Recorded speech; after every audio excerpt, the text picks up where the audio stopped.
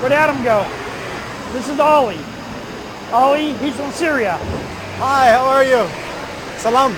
Salam alaikum. Sterling Technologies in Erie, Pennsylvania is an American company that needs workers but has had trouble filling the jobs because local residents are failing drug tests. I would say we've probably had 20% every time we run a random test. 20% of the people are failing. It's pretty high. Yeah, it's pretty high. We're seeing positive tests anywhere from marijuana through amphetamines right all the way through crystal meth and heroin. And it's not just here.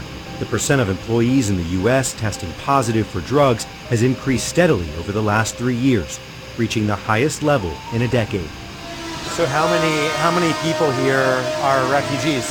Almost everybody that you're seeing here. At Sterling, refugees have become a hiring solution to the drug problem. The immigrant workforce that's here has filled a void that we had that we were unable to fill with our local labor pools that we were drawing from. It's a dynamic that can be seen in many parts of the country, from upstate New York to Ohio, Indiana, and Kentucky.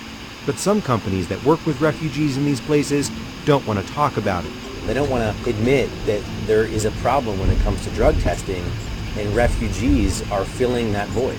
With President Trump's executive order putting a temporary ban on refugees and so much talk about the lack of jobs in the Rust Belt, businesses are in a tough spot, especially when they're in need of drug-free workers like Talib Azamel, a refugee from Syria who arrived to Erie, Pennsylvania last summer.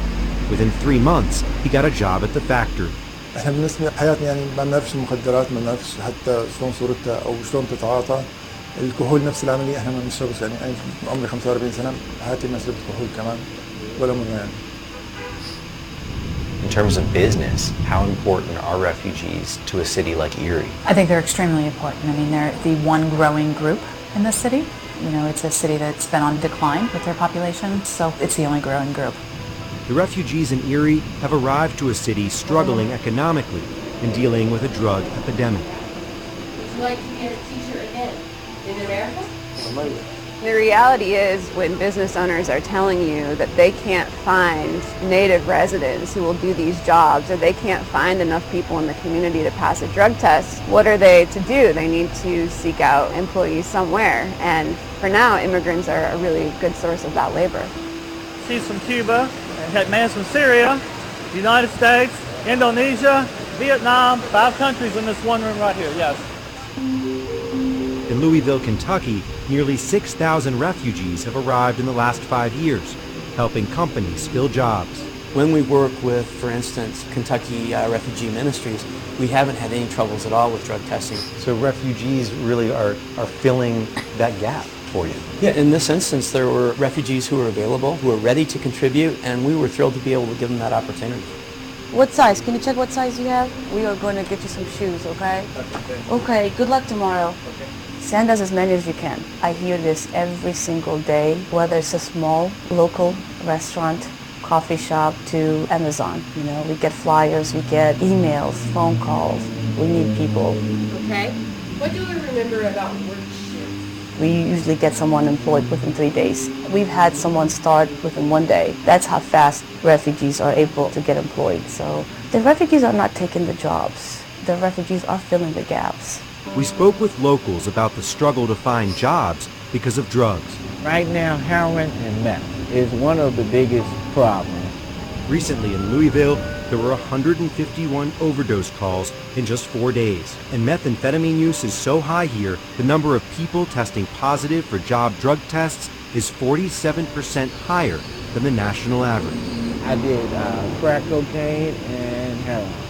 After trying to get jobs and lose jobs, get a job and lose a job, I said, might as well not try, because I'm pretty sure people want to keep their job. It's just not knowing how to stop. In Erie, Pennsylvania, we hear similar stories. I'm 36, and my drug of choice was heroin. What kind of jobs were you looking for in Erie that you couldn't get? Like retail, either like small corner stores, any stores like that. They don't give someone like me, they wouldn't give me the opportunity. You know, they just see my background, and that's all they see. They don't see me as a person. I mean, what do you think of the fact that for these employers, they've had to go to new workers because of the drug problem? I understand completely. I mean, those refugees, they come here with the the American dream in their mind. You know, they come to work, come to build their life. You know, they obviously work hard compared to a drug-addicted individual that just scrapes by, does the bare minimum to get by every day. So I completely understand with the business owners. I know that refugees need an opportunity when they come here, and employers give them the opportunity, but people like us that live here also need an opportunity. And I'm not saying they don't deserve it, but we deserve it as well. Every decision on trade, on taxes, on immigration, on foreign affairs will be made to benefit American workers and American families. When you hear that our president wants to ban refugees, what goes through your mind, especially from a business perspective? Okay, great question. I knew eventually you're going to get to that question. 25% of our workforce are either refugees or immigrants. Without them, once again, there are probably costs that we would have incurred that would have made us non-profitable. So there certainly is an impact to that. Sterling Technologies senior management voted for President Trump and hoped to grow their business under his administration. Do I want to see all of my people deported? Absolutely not. They're a part of this company. They've helped build this company. We can't grow without people that want to do the work. What can be done about it? People need to get off drugs. It's something that in our area of the country, it's really bad. Drugs are a serious problem. We're going to continue to test. If anything, we're going to make it more stringent. A workforce that's not doing drugs is the workforce that we want.